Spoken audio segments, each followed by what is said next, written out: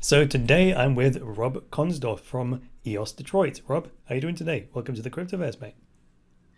Thanks, Chris. I'm doing great today. Just got done live streaming the EOS block producers call and had a team meeting. So I'm all warmed up for the interview. Nice one. I remember watching some of the Ethereum Core Dev meetings when they started live streaming them as well. They're a bit tough though because sometimes it just it goes way over your head, my head anyway, because I'm not a developer. I could see that. Yeah. Yeah. Especially a core dev meeting talking about all the nuts and bolts. Right. Interestingly enough, the call today was a lot about process and procedure as people, these various block producer teams are trying to come up with, standard operating procedures for, how do we run the call? Uh, what Hmm. what should even be discussed on the call? It was actually a pretty meta level discussion today, Right. which I think is necessary to iron out kinks. And also, should backup BPs be allowed on the call? Which I believe yes. And so on these calls, there's actually voting happening in the Zoom chat, just yes or no, just a simple, where's the majority lie sort of thing. There's a few votes today. And so it's like, should we proceed with publishing the production version of the EOS forum contract that allows people to publish arbitrary messages to the chain, and could, be have UIs built on top of that so that we can have an on-chain forum Hmm. where block producers can post they updated from the block producer account, things like that, which is something we've been doing.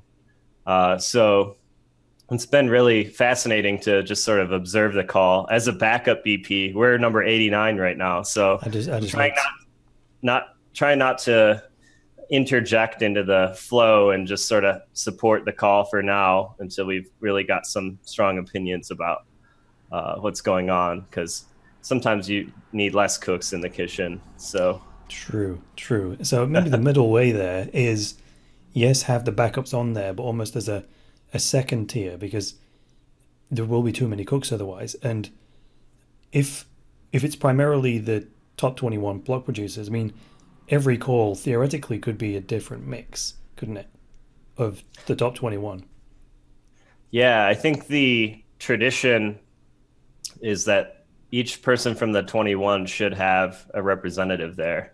That's sort of like one of their job duties now, is to Hmm. be represented on the call, uh, especially because the top 21 can create a BP supermajority. So 15 or two-thirds of the block producers plus one, Hmm.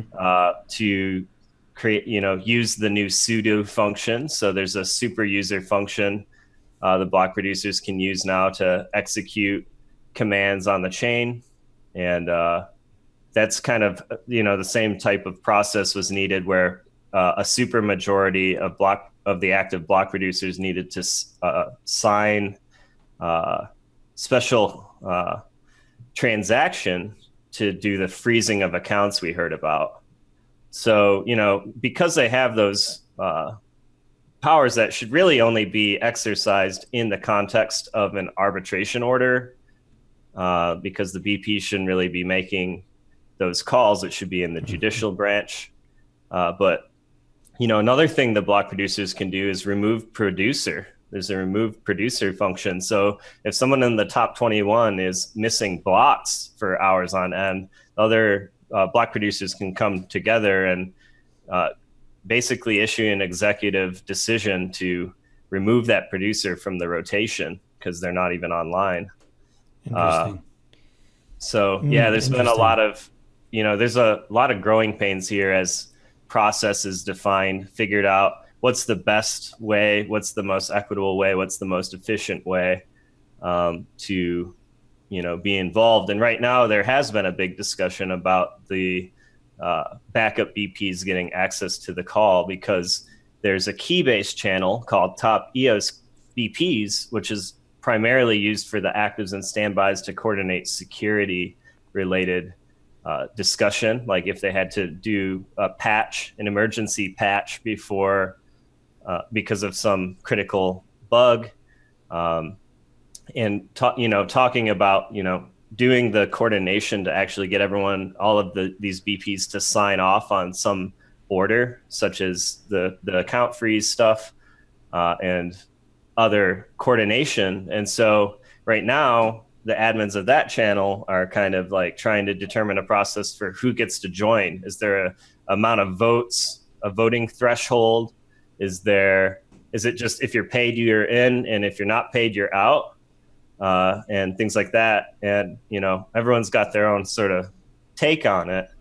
I'd say my position is primarily that I think we should use a web of trust. So I think people in the channel should be able to vouch for other BPs, like, oh yeah, they've been doing work. They've got their bp.json published, so it shows that they're publishing metadata to tell everyone what their full nodes or API nodes are, and where their servers are located and things like that. So let's let them in and use sort of a subjective measure, but also web of trust is saying like someone has done enough work and taken it serious enough to impress upon at least a few other people that have been vetted that they should be in the channel. So that would enable like EOS Detroit, because we're number 89, we're backup. If we didn't have, so I'm in there just sort of grandfathered in for now, but if they decide on some procedure to remove unpaid BPs, then I'd have to leave. I've made myself useful though by live streaming the call. So now, there's a reason for me to be there. But right, you're providing a service almost. That remove producer function, that's something that was built into the code by Block One from the start? I believe that's been in the protocol since at least version 1. Yeah, the stable version. I could quickly try to. I've actually been kind of had it in the back of my mind to go look at that function. That's news to me. I could look at it sometime today and send you more details, or maybe I can find it quickly right now. Right. It should be in the system contract. I'm just thinking, I don't think that's going to be popular with token holders, because it's kind of supposed to be the token holders that decide which block producers get in and which ones have to be punished, right? I don't know if I even agree with block producers having an internal policing system. They should all be they should all be answerable to the token holders. In agreed. Cases. Yeah, we need that pure legislative function. Right. So if someone's block producers were abusing, so I think that particular function should be used in the context of like someone voted themselves into the 21 and aren't doing the job, but they have enough, so they're kind of like making the chain less secure and less efficient because they're in the top 21, but they keep missing every single block for hours on end or days on end. In that circumstance, so it's kind of like, right. Yeah. I mean, if the block producers do want to internally police, there's that capability. However, the token holders, if they don't like how the block producers are using that ability, can fire the block producers and hire in, so long as the voting distribution is Ben is attacking you. It doesn't agree. Yeah, so I still don't agree with that way. It's a good question. It's philosophical, I think. I am not used to having that power in other DPOS systems, right? So that's just, it's a whole new ball game. But if what I see right now is freeze producer in the system. That's freeze. That's to freeze accounts. Because I'm looking at the system contract right now. I'm not sure exactly what function, where the function is, or if it's even called. I think it's called RMV producer. Okay. But I can get more information on it because I'm not going to try to do that now while we're on the call. The specific detail of it doesn't matter that much. I just think even in the situation where a block producer voted themselves in and wasn't doing the job, well, their fellow block producers still shouldn't have the power to remove them. What they should do in that circumstance then is appeal to the community and all of them say, look at the data, they're not doing their job, right? And then the token holders can decide to exercise their power or not, right? Because totally agreed. Yeah. Right. Because otherwise you have to wait until the block producers are abusing that power, and then the tokens holders have to figure that out for themselves and then vote out the colluding block producers. That's just way too convoluted, right? It is convoluted. And also, what happens if someone got removed? Does that literally mean that their account is deregistered from being a block producer, and then the next standby just sort of becomes number 21? Right. Are they banned? You know? Yeah. So the potential for abuse seems rather high. Right. But like you were saying with the block producer live stream meeting, there's all kinds of things that having to be invented for the first time. Like even like EOS has just launched, and at the minute there isn't even a standardized protocol about how to run the block producer meeting. So even like that basic infrastructure needs to be built. And in the meantime, the chain's rolling, right? So it's all a lot of activity and a lot of organization at the same time, right? I saw someone mention earlier, his name's Jem, Jem, in Telegram, that developing this distributed governance is a slow, public, and messy process. Messy it is. Yeah. And I was like, yeah, definitely. And some people would criticize, like, why wasn't this all sorted out prior to launch? And the answer to that is that's not possible, you know, because that's like trying to predict the future until you've got that data. Sometimes even in life, you get to a certain point and something happens you never could have predicted, and you have to assimilate that data and change your whole map of life or reality or whatever. The same thing goes in this circumstance. You know, sometimes you have to set sail to see if the end of the world is really there, Christopher Columbus style. You know, and actually, you don't fall off the end of the world. You go, oh, I was expecting to fall off the end of the world. I've discovered this whole new world. And I think it's exactly the same, a technological frontier in our case. You just sort of change the direction of your sails every so often, so you keep going where you want to, right? Exactly, because you don't know the weather's going to change on you. Keep iterating and learning what works and what doesn't, and keeping the good and moving on from things that aren't effective. And the cool thing is the token holders do have the last say here. Now, I think there's still a lot of the chain that isn't voting, 70% of the tokens. So there's a lot of room for things to change too. As you know, some people may be waiting for hardware wallets. Some people just haven't gotten around to it. They're too busy. If you're block one, you may be waiting for newly proposed constitution to be ratified, their Constitution 2.0. So I assume you saw that blog post of theirs where they said they intend to start voting and all that. And actually one of their preferential conditions was, you know, block producers that support their new trimmed down constitution, which was, you know, just one article basically, which is superpowers only in the case of code going awry. Yeah, exactly. Like the arbitration has to happen in the specific context of the Ricardian contracts. Exactly. Which is great, actually. At first I was like, oh, what? Like, I liked the nonviolent stuff. You know, I kind of got attached to where we were going with the provisional constitution. And then in retrospect, I was like, oh yeah, this makes a lot of sense, because now arbitration is much more objective. It's moving towards being able to practice the judicial branch in a more objective way, instead of like, you know, how does an arbitrator determine if another member was violent to, you know, a member of the EOS community? Like that's technically somehow enforceable, but it's very subjective. It is, right? So there's too much subjectivity in the initial one, and Constitution 2.0 allows, you know, the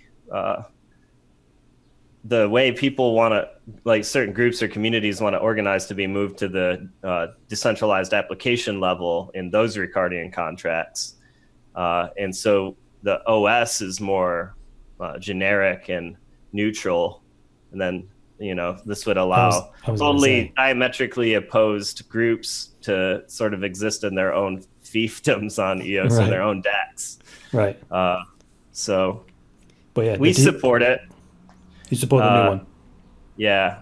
After looking into it, and maybe the right way to go about it is start to cherry pick some things into the existing one, right? Because we got to ratify from where we are now. So maybe we don't just totally scrap, but cherry pick some of the best parts in and sort of, incorporate those concepts. Right. But we'll have to see how that goes. First, we need a referendum contract so we can even do that vote. And I know there's some focus groups working on that, including the worker proposal system focus group. Right. Got you. So I suppose the deeper and the more fundamental the thing is, or the closer it is to the protocol level, kind of the simpler it needs to be. So having like one single article at the base constitution of the EOS blockchain just removes that complexity. If you have like however many it is, 15 rules in the constitution at the base layer, then every level beyond that gets more complex, right? It's almost like the 3 laws of robotics, that thing. Yeah, from Asimov. Exactly. So the very, very basic base programming is the 3 laws, right? And then you can build complexity on top of that. But that's the fail-safe at the bottom. So yeah, you want more axiomatic articles as opposed to kind of subjective or implementing someone's moral code. Exactly. Which is kind of what we have with the first one. It's more, I think it has more of a moral feeling to it. Like, I suppose it does. Don't be violent, imposing some different ideas like that. But the new one, less so. It's more about like block producers need to be compliant, and arbitration should be done in the context of the Ricardian contracts specifically, because that's all we can really know in the EOS universe. And that's where some of the more subjective stuff could be introduced. You actually mentioned earlier on, and I think Steve from EOS Tribe mentioned this to me, that you've got experience in other DPOS chains. Can you tell me about that? Yeah, sure. So I started out on BitShares 1. I was around. BitShares 1 was never released. It was actually like 0.4 or something. And got involved there, just kind of stumbled on it through a friend who was doing research in the blockchain industry, stumbled on Dan's work and BitShares, put me onto it saying, they're doing some really neat stuff here. And then I went and did my own research and ended up starting to contribute how I could to that forum and learning all along the way about economics and philosophy and, these different experimental schemes like cryptographic schemes, algorithms like for DPOS and all of this, like as it was being kind of hatched, the egg was being hatched. So that was really fun to watch. And, consequently, I was really a DPOS maximalist from early days. And then, so I looked at Ethereum and I was just like, I didn't get involved, even though I could have earlier, and in retrospect should have, but I had my own blinders on. But, so I contributed to BitShares for a while as a community member. It was a little too early still, but kind of drifted in and out of that as a hobbyist. Eventually Steam launched and I joined that. I started running nodes for Steam. We actually signed the first Peer Plays block. Nice. So I've been running a node agoric.systems on the Peer Plays blockchain for a while. Also helped launch Muse. So some of these other ones, but lately I've decided I need to consolidate my focus just to EOS.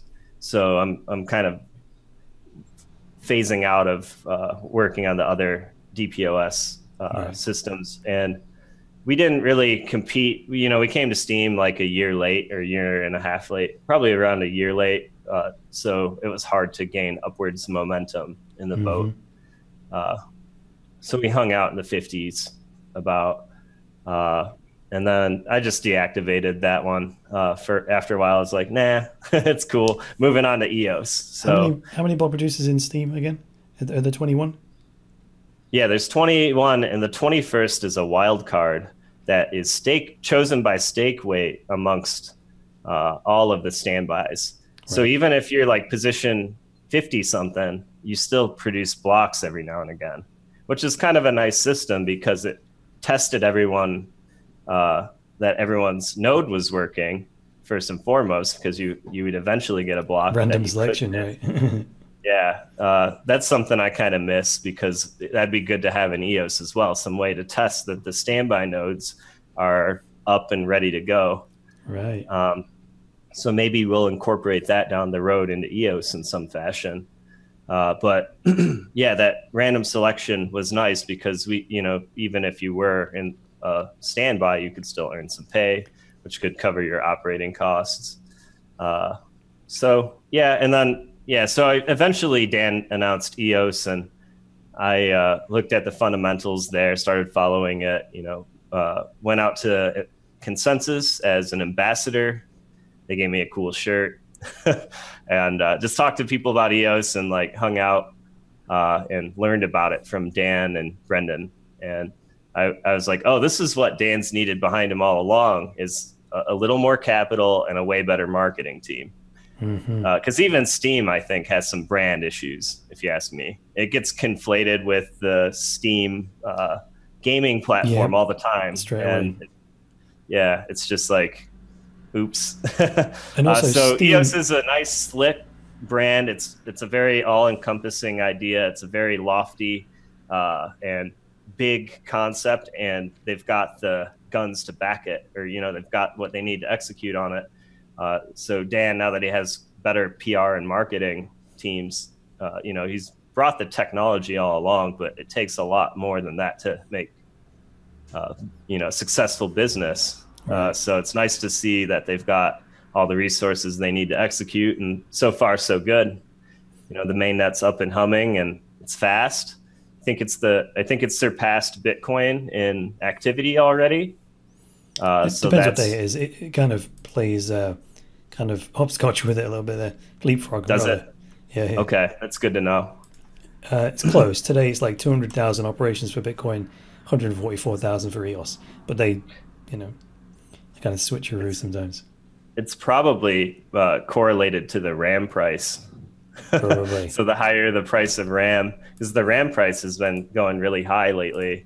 Well, it crashed off of its highs. I was looking at a chart actually. The all-time high was like 0.91 EOS per kilobyte, and that was on That was on the 3rd of July at 9 o'clock in the morning, and then 5th of July at 1 a.m. it was 0.2 EOS. Oh yeah, it went back down. That's great. It did go right down. So that was a massive bubble, like a pump. A parabolic pump and dump type thing. Yeah, that's good, because it was getting pretty ridiculous from what I was hearing. Like, people were paying tens of thousands of dollars to do their airdrop, and new accounts were starting to cost like $40 or something. Right. And the thing with the airdrops and the RAM, right? Can you just do it slower, or am I not understanding that correctly? I think the transactions require some on-chain storage. Right. So that's when you're sending a bunch of transactions to people, you're paying. But there is a neat thing that the Generous team, Generios, made, the poor man token. I saw that because the only reason I saw that is because sometimes I'm really sad and I'll sit there eating my lunch. I'll just watch the chain. I'll just watch the transactions going through and see what's going on. And then I see this poor man token transfer. What the hell's that? So I looked at the account name and I was like, what on earth is this? So what is that?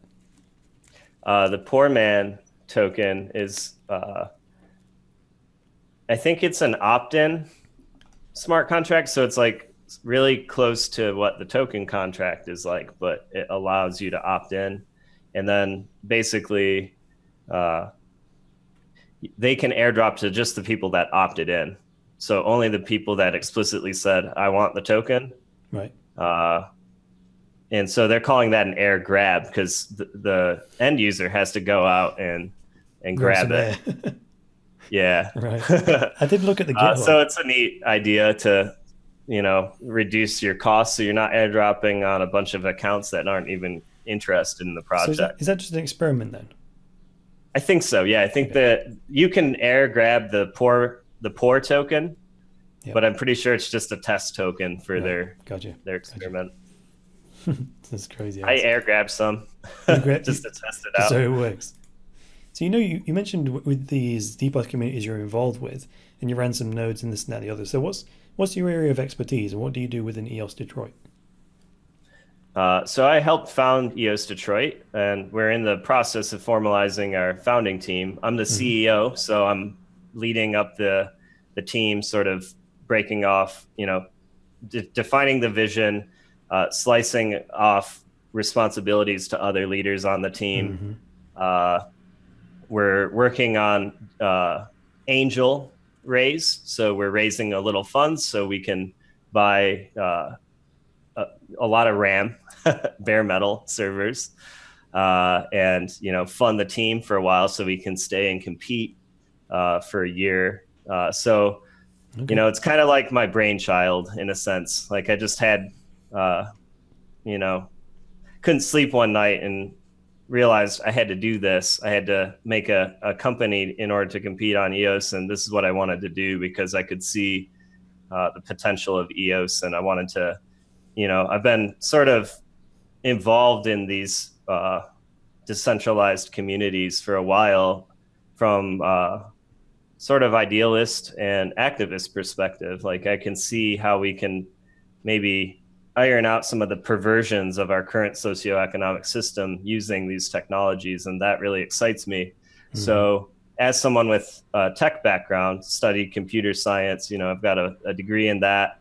I've worked in software engineering for 8 years, understood conceptually how these systems were working. I just sort of realized, we have what it takes to be a block producer. It's not going to be easy. It's not a shoe-in for anyone really at this point in the game. It's and so we're competing against many good teams and have yet to hit our full stride, but we're stretching and getting ready for that, and charging up our laser cannon, so to speak. And just we've been really community focused, so we've done a lot of events. We hold regular meetup events where we have people come talk about some EOS topic, and we live stream those to our YouTube account. We sponsored Detroit Startup Week, so we were handing out these pieces of origami actually that we made that fold out and explain about EOS. So, and then there's like these, so it's like the four major topics: community, incentive, technology, and governance. And we kind of break that down in everyday terms as opposed to the technical jargon we're used to. And then, we also had more breakout cards here that sort of go into more details. So we've been thinking a lot, how do we create the playbook to get everyday people interested in this stuff? Right now, it's a bit of an echo chamber. We're about to this cusp in the industry where we'll have apps that can scale to millions of users. So how do we prepare for that? We need to step outside of the crypto community echo chamber a little and start to think about how we engage. It's great. We're all somewhere, right? So we're in Detroit, so we're going to work through these efforts with our own local community and see what works and what doesn't. So EOS Detroit, my hypothesis is with decentralized apps, we can create a bunch of economic opportunity for people. We've seen it with Steam. Like that's an economic opportunity for internet connected users. Now, what happens when we have hundreds of apps like Steam that enable people to partake in these ecosystems and earn some value? So that's something that people will be interested in. Let's drill down in on that and explain to people how they can be a part of that. starting with the very basics, you know, the high level stuff for now. And then as dApps roll out, we'll be able to teach people how to participate, how to build their own. We're planning on building our own. So we have, you know, product development team in-house. And we're working on our own white paper right now. So we've got a project that will be revealing more information about in the coming months. So yeah, I guess that's why I'm here. It's like, well, being a block producer is an awesome duty. You know, it's an honor to be able to compete, just given, you know, the fact that we're all in this to, some people are in it to make a bunch of money. That's true. But other people, you know, there's a lot of people in the EOS community specifically that are working on this stuff because they're interested in how it can improve outcomes for people in the world. And that's really what we're about, is how do we get to that point where we're really bringing this to people that, you know, may not even know it exists or know how a blockchain works or anything yet. So there's you know, an open blue ocean of just opportunity. Exactly. And we want to go out and reach into that.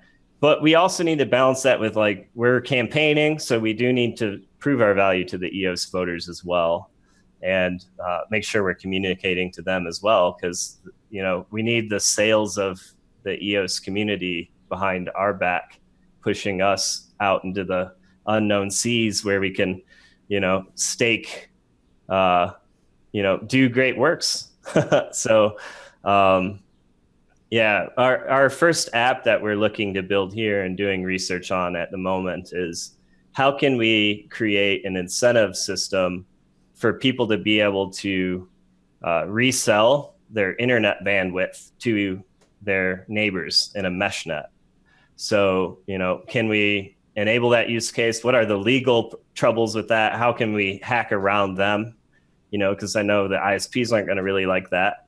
But at the very least, we can prototype it and play around with it. And there's existing mesh nets here we can work with. So we're looking to engage them and, you know, create an incentives layer for mesh nets to also allow the users accessing the mesh net to pay for their usage instead of just paying for a subscription.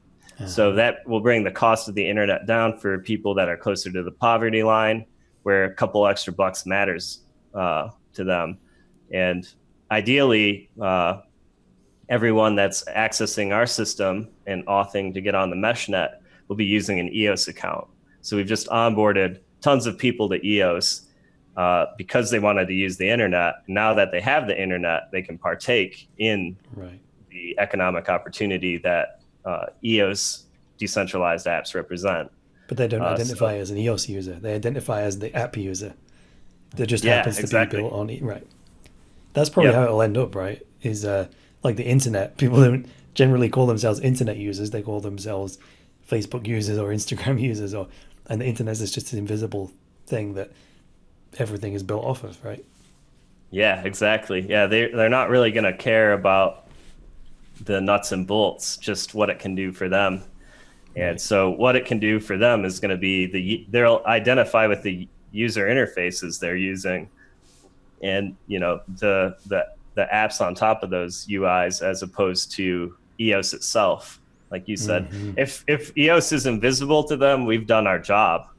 It shouldn't rely on them understanding the EOS blockchain. Yeah, totally. Because that's not going to work out.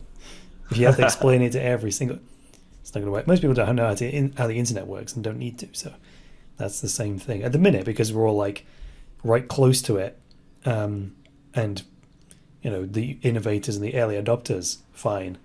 But like you were saying, you're reaching out into the blue ocean to bring the new blood in to it. Otherwise, it would just be that little cesspool of echo chamber, right? Toxic sludge. Right, basically. Basically. Need that new blood. So I was looking at EOS Detroit's website. I quite like the logo because it's almost like the geometry, but it's a D. Am I reading that right? Yeah, Dylan, our designer, has been doing a fantastic job. We call it the Detroitahedron. That's so it's got a lot of the same shapes, as you know, especially this core part. Right. But then it's got these wings, so it kind of looks like a It spaceship. also does look like a spaceship Well, that's flying. spaceship and a D. That's sweet, Yeah, come Isaac. fly with us. Yeah, He did a really great job. Dylan's our creative director, and you've he's got a got a you've got lot a of better talent. slogan than that. First, we put the world on the road. Now we're putting the world on EOS. EOS Detroit. Yep. So that's a Compliments of George, our COO. He snuck that little Easter egg on, and I like it. It sounds good. that's a nod to the Detroit motor industry, right? Yeah, yeah. Detroit's got an interesting history because it's traditionally been a leading signal for the Rust Belt cities. Right. So, you know, it makes sense for these types of experiments to happen in Detroit, where we're trying to engage people with decentralized apps and see if it sticks. And Mm-hmm. you know, if that works, and you know, we've even thought about creating a regional specific token in the future if we can navigate the compliance complexities of Right. issuing tokens and such. Mm-hmm. But you know, can we, if we did do that, you know, basically we could airdrop to Detroit, and That's this could true. be a model that other Rust Belt cities use if it works out well, and it's helping people who may not be getting like municipal services and don't have a whole lot of opportunity because of like the layout of the city. So Detroit's actually one of the it's horribly laid out.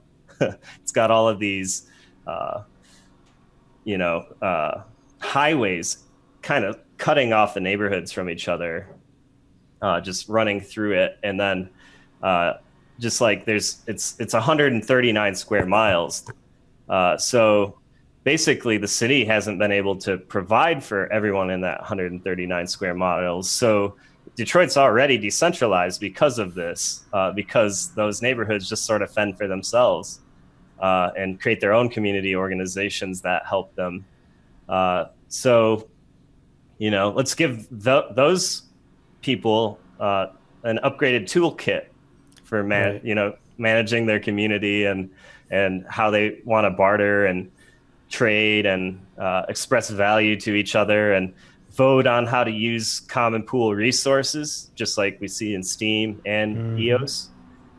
So, you know, we foresee a lot of opportunity there.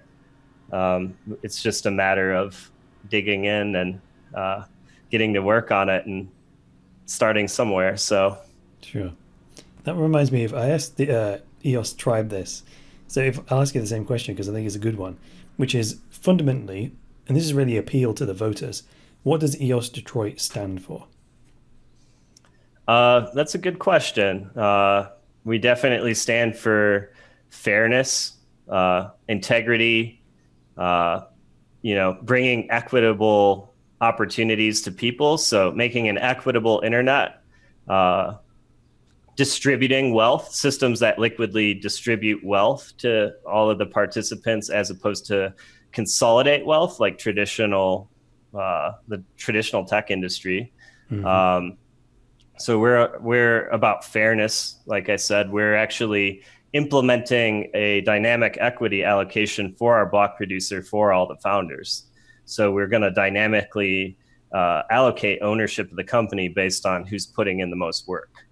So we're Dynamically. trying to trying to create a very fair ownership structure, and all of that will be transparent on our transparency page that we're working on for our site. So That's crazy. we're trying to be a radically transparent block producer who's just totally honest with the community about everything we're doing and our intentions, and you know, just as genuine as possible. And we want to help people that can benefit from EOS the most. And you know, we're just but a small brick in the overall wall of EOS. I mean, it's on every continent, and there's block producer candidate teams everywhere doing what they think is best to improve the network and their campaign. And you know, we're similar in that respect, but we do believe we offer aesthetics that some of the other block producers aren't providing. And we're focused on creating the playbook to get people interested in EOS, blockchains, cryptocurrency, decentralized applications. So we may be one step ahead, maybe a little early to be focusing on that, but we want to start refining our message now, so when the time really comes, we're well prepared. So we're really focused on education. We plan to hold workshops. We're actually talking to Grand Circus, which is a coding boot camp in downtown Detroit, about having a decentralized application workshop that we come help them develop and run. So we can engage the local developer community, just, bringing more people into EOS, new blood. And also inclusion, as far as, like we were kind of talking about earlier about the BP calls, my stance is that any BP who's actively waking up and working on this stuff every day deserves to be represented. Especially if they have some voters behind them. Like, those voters deserve to be represented. So, we don't want to back channel and exclude people, but rather figure out ways we can all work together effectively and optimally towards our shared goals of furthering EOS, what it stands for, the potential, unlocking the potential of it, and doing what's best. Even though we have a Detroit focus, I believe the projects we're identifying mutually benefit EOS too. So that's kind of our criteria. Is this something that's going to help us in our local campaign and in the, build value for the overall EOS network? One of the best ways we can do that is developing apps that bring people into the system and then measuring their retention, so we can figure out, are we doing the right thing, or do we need to kind of adjust our sails again? So we're moving towards that sort of structure. We're also moving into a neighborhood, like an office in one of the neighborhoods outside of downtown, to be closer to the action, where, the people we're trying to build tools for and serve locally. So rather than posting up downtown where most of the tech companies are, we're going to be a few miles out of town, kind of in a place where I don't think any other tech startups are. So, we want to be close to the action and partnering with the community leaders here in Detroit to make things happen, and do it in a way where people have a seat at the table, and can help shape it and give us feedback, because I think that feedback-driven development is really going to get us the best products. We'll end up with the best products if we're continually asking our end users, like, is this confusing, or what doesn't this do that you'd like it to do, that kind of thing. So I hope that answers the question. It does. Do you know that book? What's that book? The guy who came up with the minimum viable product concept. It'll come to me later on. I read a good book about it, the same topic, called Nail It Then Scale It, recently. The Lean Startup. The Lean Startup. Yeah, I've got that one too, but I haven't cracked it yet. Absolute classic. I need to get that prioritized on top of my reading queue. I actually thought that's what you were talking about just then, with regards to the market-driven, cybernetic feedback product development loop, which is exactly what that book is all about. Yeah. Well, being in a startup, I felt that, and I lived it. So I was part of Duo Security, which makes a multi-factor authentication product, as an engineer. And that's where I learned they had such a great culture and really were effective and had this sort of hacker ethos. They still do, of engineering the business and, learning together. And so I've learned a lot from what Duo has done and incorporated that into how we're running EOS Detroit. And automate as much as we can. Don't silo information. All of these things we can do to unlock the full potential of all of our members, and so it's exciting to be. This is my first rodeo as a startup, my own startup. So right. It's it's been a lot of fun. And, you know, we thank everyone who's supported us to date. We've had quite a groundswell of, you know, smaller fish. We don't have much whale support, which is okay, but we're ranked number 4 for voter diversity. So we actually have the majority of our votes coming from smaller voters. So I think we're resonating with some folks, and, you know, it's still really early. It's only been about a month, a little less than a month since EOS launched. So I'm optimistic that we'll move up through the ranks and earn our stripes. Right. Well, you're planning for that 1 year, right? You know, earlier on you mentioned that your priority was bringing EOS to the people you think who can benefit from it most. Can you recap who those people are? Who do you think is going to benefit from EOS the most?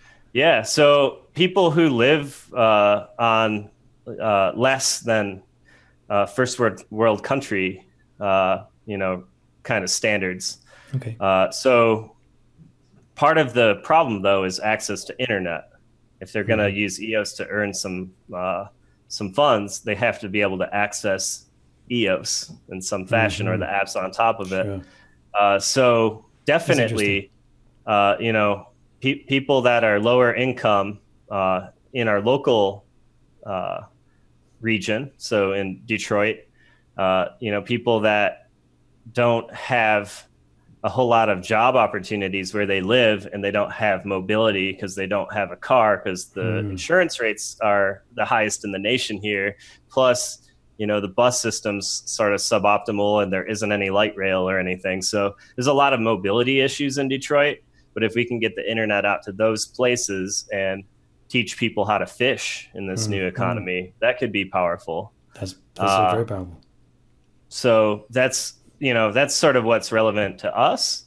But, you know, surely people in third world countries that subsist on maybe a few US dollars worth of income per day, if we can get this stuff into their hands and allow them to be contributors and, you know, first class economic avatars, you know, that will create positive outcomes for the world. And, you know, I think Dan has written a lot about universal basic income. I'm really interested to see what he's working on with regards to that, if they've got a project going already, because, you know, that's really powerful, that we can have the incentives that capitalism provides to innovate, but also create a system where the most vulnerable people in the world can also survive humanely. Right. I think that's, you know, an optimal, or, you know, something to strive for, that we surely don't have yet today, but maybe we could do that using these systems. And, you know, all we can do now is experiment and see what sticks. So. Absolutely. Now it makes perfect sense why you're talking about this mesh network by excess in bandwidth inventory system, because that actually just revealed to me a huge assumption, which is that everyone's got access to the internet, which is actually kind of the cost of entry into the whole blockchain space. I never ask myself, what about the people who don't have, you know, decent internet access? Just doesn't come up, and that's terrible, isn't it? Because, you know, that's it's hard for us to see when we live in places that are you know, Western countries that have you know, first world class of life, right. And, you know, Detroit, actually, I believe the statistic is around 40% of Detroiters don't have access to like a regular internet connection. Wow, they might, you know, now with cell phones, they might get internet through this thing. But I'm sure not everyone that's living on the poverty line can afford one of these even. Right. And so, and the relationship with your smartphone is a whole lot different.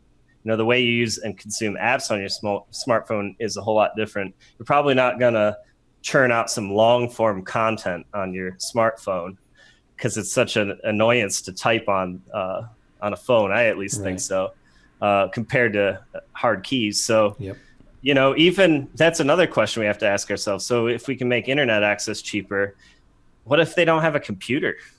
Right? That's What if another there's good no question. computer in their household yet? What So if they only have one a thing that phone I've with thought 2 in my gig of head, data on it or something? right, right. You know, and mobile apps are surely going to help anyways to improve the access. But you know, I've tossed around in my head, like, what if we created, you know, brought back computer labs and had some computer labs like EOS centers around Someone the did that on Steam. city? Oh, that's awesome. In Africa, they bought a container, and with their Steam rewards, they bought loads of second-hand computer kit and internet access, and boom, it was like the Steam container. That's Brilliant. great. It's brilliant. Yeah, that is brilliant. I'm glad to hear that that's been done. Um, yeah, I've also thought like it'd be really cool if we could train people how to earn in by using decentralized apps, and then they could like lease to buy a laptop from EOS Detroit, so we could enable them to go start down the path, and then we'd take a portion of their earnings until they paid off the laptop, and then it just yes, theirs. indeed. That's the one, mate. I like that. Yeah, that's Yeah, thinking. it's an idea. So we have to start small and build up, but it's good to keep your eye on the horizon too. Sure. So, But that's a yeah, transferable idea, though, like you were saying. Just because you're EOS Detroit and you are prototyping it in Detroit, well, that very model can just be taken anywhere with the same problems. You know, Nairobi, wherever the hell it happens to be. Even other US cities, doesn't matter. It's not where. It's the circumstances and the problem. If it's the same problem, the same circumstances, you can apply the same solution, and that will be basically intellectual property that EOS Detroit developed for the benefit of everybody. So that's super cool, mate. yep. That's Putting super it cool. into the public domain. Mm-hmm. Yeah, totally agreed. And that's kind of our thought process here is like, even if we create Detroit centric products, if we open source all of that and just release it in the public domain, because we're being paid for by the EOS community, so our work should be public goods for them. You know, assuming that we get the votes, then we're building value for EOS, and people can take what we've done and apply it in their own region. And so that, you know, that's one of the things we believe we can contribute to the global community. Sure. So one of the hardest jobs and most important jobs for blog producers is campaigning to get elected, right? And I think there are more than 21 world-class blog producers, which means there's going to be some world-class blog producers that just don't get into the top 21. So they might have a sustainable income and so on, but some of the good ones are not going to be in there. So the marketing aspect of it and the campaigning and so on, I was trying to sort of brainstorm if I were, because I was thinking if I were a blog producer, what would I do? Because I've got I've been in the marketing business for 10 years before I even came to the blockchain space, and I'm thinking if a blog producer was my business, it creates a really unique marketing challenge because I can't actually get to the customers directly. Like the voters, I can't communicate with them directly. I don't know who they are. It's just this nebulous bunch of accounts with all these EOS, and I can't message them directly. I can't do direct mail. I can't telemarket them. I can't necessarily run online ads because I think it creates a really unique marketing challenge and really has to be, put your creative thinking cap on. So what are you guys going to do over the next year to try and get your votes up, man? Good question. So visibility is important. You need to make your team visible. So, we've already recorded a lot of video content we haven't released yet, interviews with the team. We're working on our social presence. And, when we do things, we try to gain visibility from token holders through Telegram, because there's tons of token holders in Telegram. So Telegram's a major place that block producers should market themselves tastefully. Like, try not to spam too much, guys, but be there, tasteful. Right? Yeah. And building tools seems to be an amazing, effective, because it's just like very objective. It's like, oh, we built a thing and you can use it and vote for us. So sponsored by whoever, right? Yep. Building tools is super useful. And various websites for statistics and block exploration and DApps. Sure. All of that is excellent. But yeah, I mean, we never, we may just miss the mark. I mean, anyone may miss the mark. They may have the most amazing message that would really resonate with some group of whales, and those whales never see it because they're just somewhere else. We just don't know who they are even. Message, right. Yeah. So thinking about visibility is important. But also, you should be coming to the community with something of substance too. Sure. Don't just like beat your chest and be highly visible, but put your head down, work for a while, then pop out and say, hey, look what we did. Right. Yeah, exactly. Absolutely. So we've taken that approach to some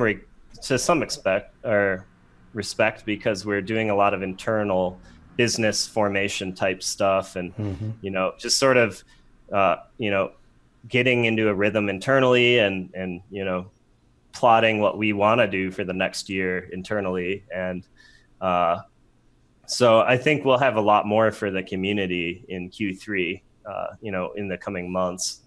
But some other teams started earlier and they've got, they've been effective, they've done good work, and they're highly visible, and they're doing good work. I think a lot of the top 21 deserve what they've got. Some of the other ones are kind of funny. Like I think EOS Cleaner just dropped into number 21. No one knew who that was, and their website wasn't working yesterday. I think they've cleaned up their act a little bit, but that's something that can happen in DPOs because voting is irrational in and of itself. Well, I'll tell you, I can prove that to you. So you guys, at the time of recording this, at 89th, in 82nd position is, wait for it, Voldemort EOS. Yep. Not joking. I was looking at that. Have you seen EOS Titan's voter analysis tool? I have seen that. That's brilliant. Yeah, that was very good. So if you look at Voldemort EOS, it's like it's all the same voter.